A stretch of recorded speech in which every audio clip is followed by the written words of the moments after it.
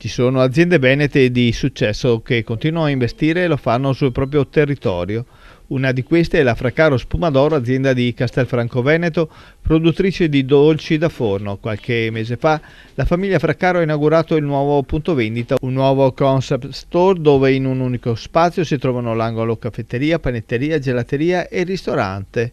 Il percorso di crescita e sviluppo dell'azienda passa attraverso la sostenibilità ambientale. Tutta l'illuminazione installata alla Fracaro Caffè è a LED.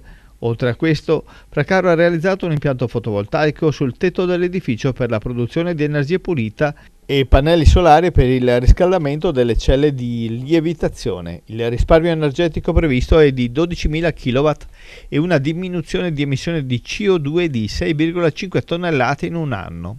Per completare il quadro di sostenibilità, l'azienda Fracaro punta alla totale riciclabilità degli imballi dei prodotti, soprattutto per la produzione biocertificata che ricopre attualmente il 12% dell'intera produzione.